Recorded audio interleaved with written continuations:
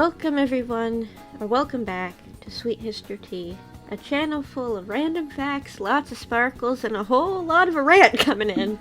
So I don't normally do videos like this at all. I hardly go scriptless, but today I have decided to just, sit down and just talk today, like an old friend. And my younger sibling was actually the one who suggested this video, and at first I wasn't sure about it, but then as I read the reviews, I'm like, okay, this is something I gotta talk about because a lot of people aren't happy, and not for the reasons that you may think. Now, I might get a lot of hate on this video, and to the keyboard warriors who are angrily typing on their keyboard, calling me names, well, I just have one thing to say to you. Let me pretend I care. Okay, I'm done. Now that that is out of the way, let's get into the meat of the video now, shall we? So, for those who haven't heard, Netflix recently, well, not recently, maybe recently, a month ago they uploaded a trailer of their Queen Cleopatra show, and oh boy, I have never seen the internet unite faster. Oh boy. The description and the trailer says, from executive producer Jada Pinkett Smith comes a new documentary series exploring the lives of prominent African queens. This season will feature Cleopatra, the world's most famous, powerful, and misunderstood woman.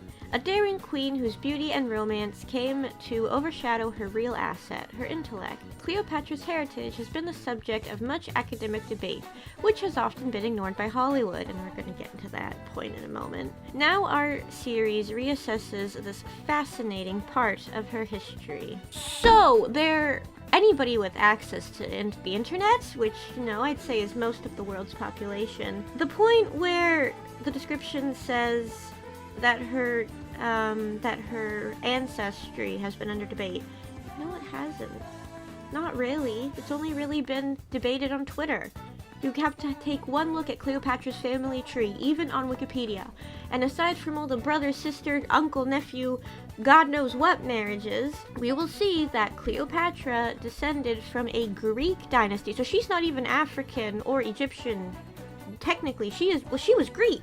The dynasty that she descended from, the Ptolemies, was a Macedonian Greek dynasty which ruled Egypt from 305 to 30 BC, and they're also the last dynasty of Egypt, which I also think why Cleopatra is so popular in recent years. It's an interesting story.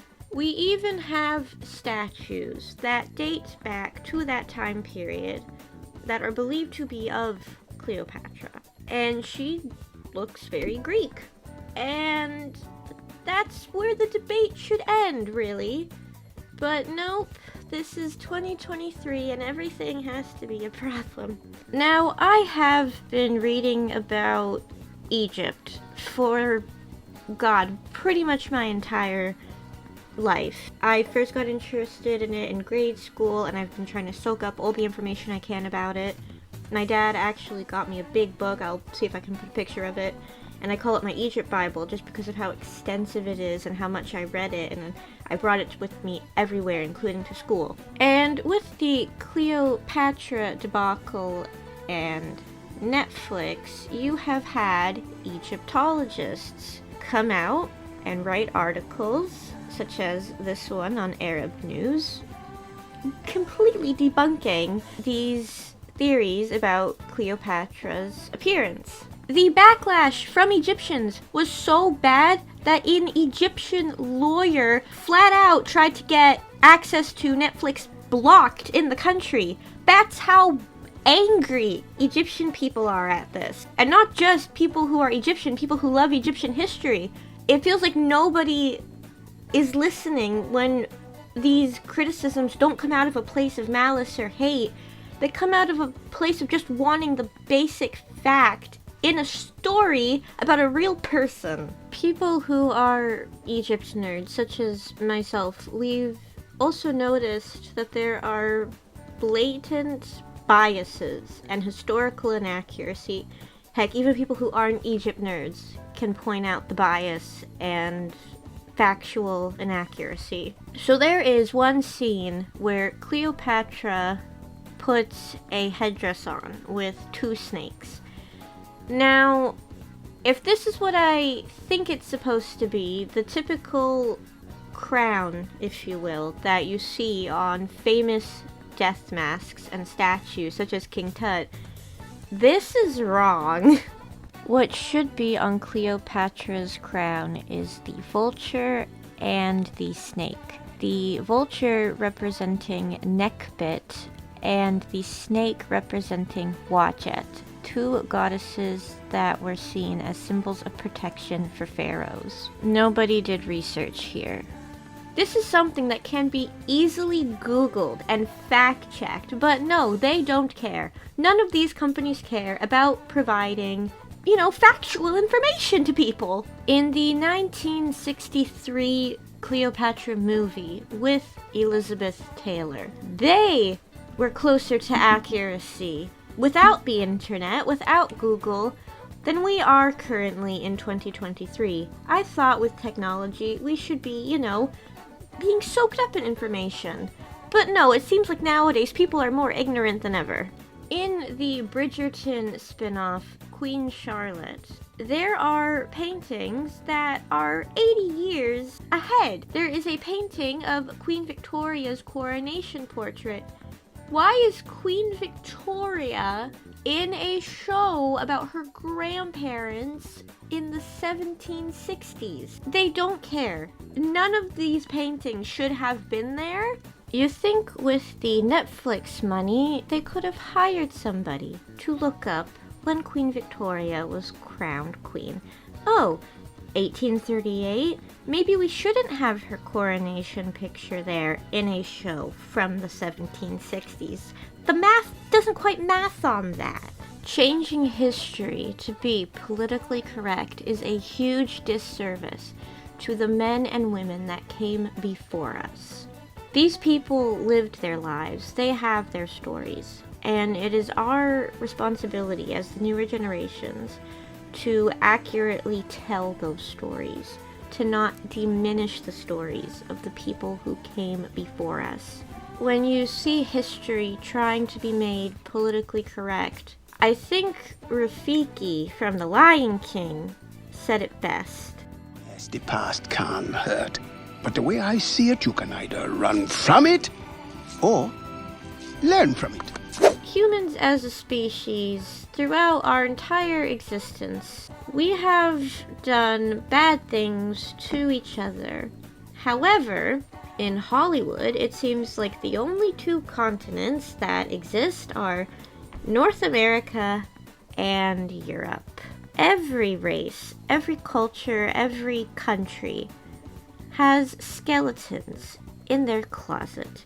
There was the Arab slave trade. You also have the comfort women that were assaulted by the Japanese during World War II.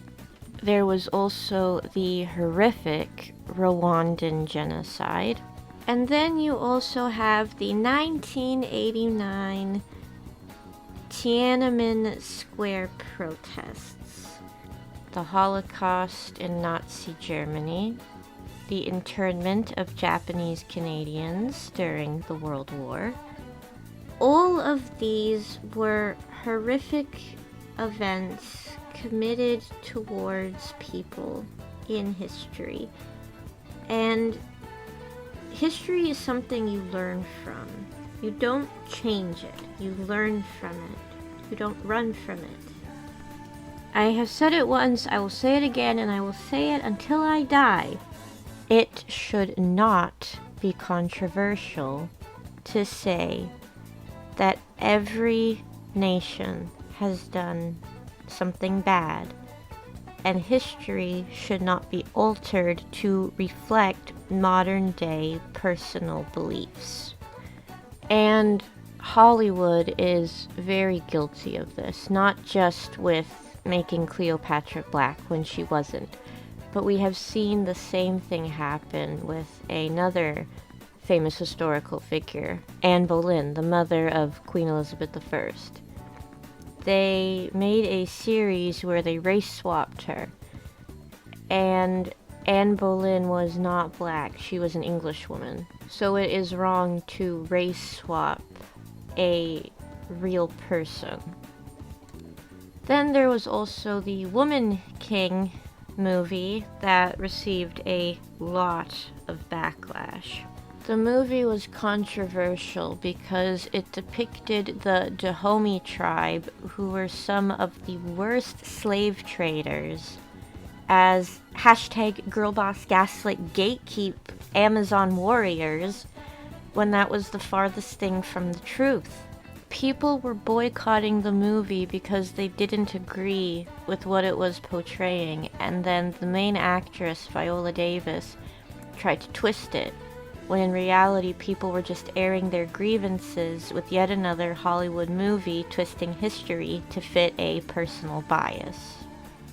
This also leads me to another gripe that I've seen people have about Hollywood recently, and a lot of Western media, where they will take an already existing character and race swap them or change something about them to be more inclusive. Real inclusivity is not changing the race of an already established character.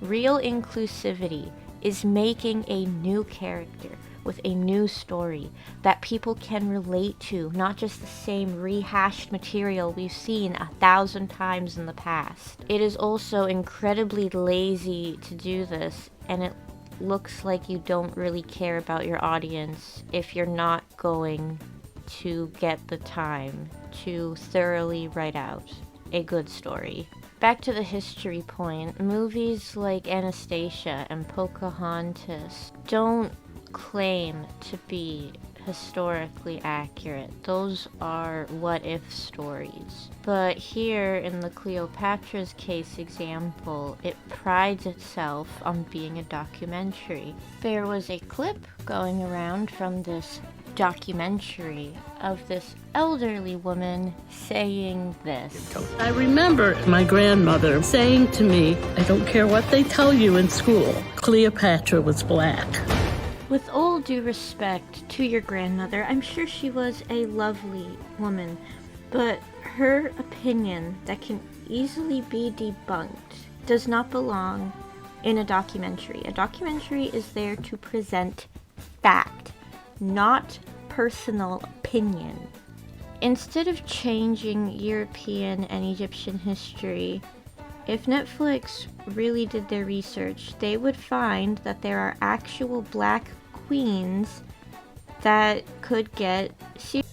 Now, I've seen some news outlets criticize anyone who disagrees with the Cleopatra show or doesn't watch it. They get branded as racist, when the criticisms coming about the show are not rooted in malice. They are rooted in people tired of history trying to be rewritten to suit a narrative and lies being told about real people.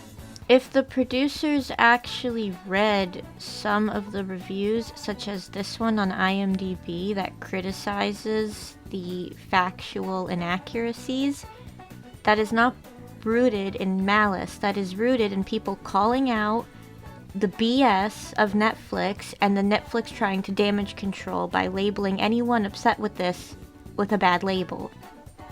A lot of the reviews I'm seeing on the show are not rooted in racism or hate. They are pointing out all the inaccuracies that the show has, despite calling itself a documentary. People have the right to voice their opinion with something they are not happy with. And Netflix is branding these people as racist when that is not the case here. It also shows that we as a society are downgrading, so to speak. Instead of listening to why people are unhappy with the show, which is about all the inaccuracies, they get automatically branded as racist and hateful and every ism and every phobic and everything in the book, instead of actually listening to the criticism. And that's happening a lot nowadays. People don't have conversations anymore. They simply get labeled as something from a surface level instead of having an in-depth conversation about a topic.